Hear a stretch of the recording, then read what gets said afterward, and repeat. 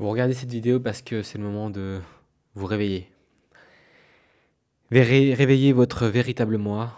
C'est un voyage vers l'amour et l'unité. C'est un voyage, c'est une aventure en fait de l'exploration de soi et de la découverte de soi-même qu'on est en train de vivre dans ce monde ici-bas. Ce monde a besoin absolument de vous, vous entier, vous dans votre essence, et pas vous construit par la société. Ce monde manque cruellement d'authenticité et d'être sincère, la sincérité. Même nos jeunes, euh, moi-même inclus, on a envie de faire ce que les autres font sur les réseaux sociaux et on ne sait pas ce qu'on veut vraiment au fond de soi. Et c'est vraiment cette découverte-là qu'il faut poser, se chercher, savoir ce qu'on veut vraiment. Et je pense que c'est seulement à partir de ce moment-là qu'on va pouvoir se libérer et avancer vers la, la bonne voie. Pour moi, la bonne voie, c'est déjà commencer à surpasser cette vision de la séparation.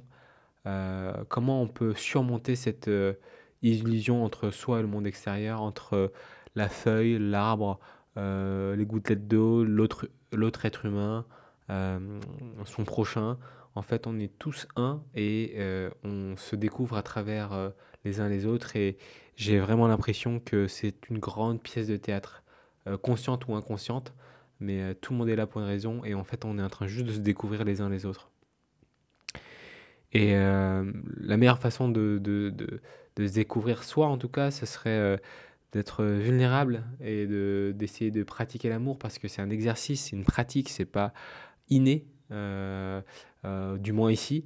Et donc, vraiment, essayer d'être avec soi-même vulnérable, être dans l'amour aussi, dans la douceur avec soi-même, mais aussi avec les autres. Je pense que c'est les portes qui nous mènent à justement ce que je disais au départ, l'exploration de soi et l'authenticité.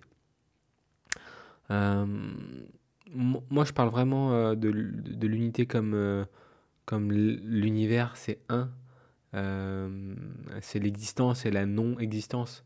En fait, il y a que existence, il n'y a pas de non-existence. Parce que la qualité du terme non-existence, c'est de ne pas exister en lui-même.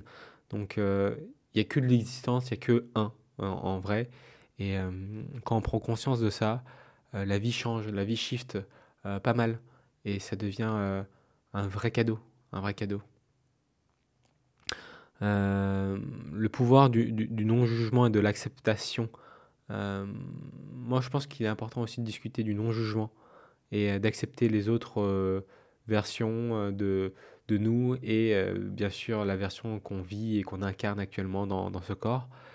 Et c'est très difficile de ne pas juger parce qu'on a appris beaucoup de choses dans cette société comme quelles sont les normes de beauté, est-ce qu'il faut être fin, gros, grand, petit, musclé, enfin plein de choses qui font que forcément quand on regarde une autre version de nous-mêmes, en plus gros, plus petit, plus poilu, j'en sais rien, et bah on va avoir des jugements, du dégoût, du rejet, alors que ce sont juste des parties de nous-mêmes, quoi. Voilà. Euh, Vraiment, la, comprendre la nature de notre être, euh, c'est vraiment la quête d'amour. La quête d'amour de soi-même, la quête d'amour des autres. Et surtout, j'ai envie de vous encourager à aller agir selon vos désirs et vos passions qui sont à l'intérieur de vous.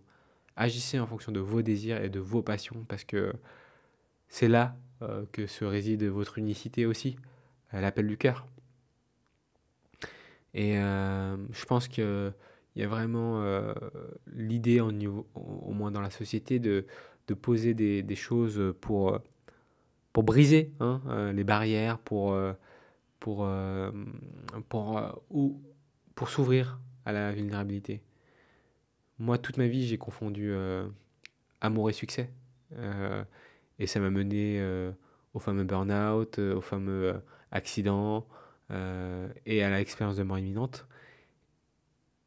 Et depuis que j'apprends à être vulnérable, à dire aux gens que je ne vais pas bien, que je suis fatigué, que je vais juste prendre soin de moi, vous faites ce que vous voulez, mais moi je vais être là en tant que spectateur et je vais arrêter d'agir, j'ai pas besoin de faire pour être aimé. Je reçois beaucoup d'amour de mes proches, je reçois beaucoup de soutien de mes proches aussi, mes amis, mes connaissances.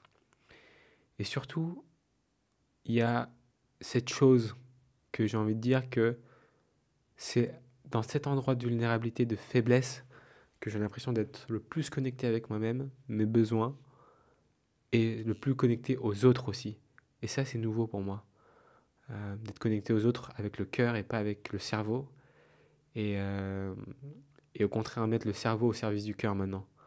Je l'ai déjà dit dans la vidéo précédente, mais tout ce qu'on vient vivre jusqu'à maintenant, c'est de la douleur, c'est de la souffrance, c'est de l'esprit de séparation, c'est des croyances sur nous-mêmes, c'est on s'aime pas soi, etc. Et quand on arrive à passer de l'autre côté, c'est presque s'il n'y avait pas d'entre-deux. Quand on comprend qu'en fait, on est tous un et qu'on s'apporte cette douceur-là, le monde change, la perspective du monde change. On voit que tout ça, c'est qu'un jeu, un jeu sacré, certes, mais qu'on est là pour une raison. Et que vous, qui regardez la vidéo là, vous n'êtes pas là par hasard. Et il y a une raison aussi à ça. Et je voulais juste vous inviter cette fois-ci à explorer ça, votre vulnérabilité, votre être profond, qui vous êtes, vous accepter et vous donner de l'amour et en même temps le distribuer. Parce que c'est comme ça aussi que l'amour grandit. Et ça coûte rien. Ça coûte rien. Voilà. À très bientôt.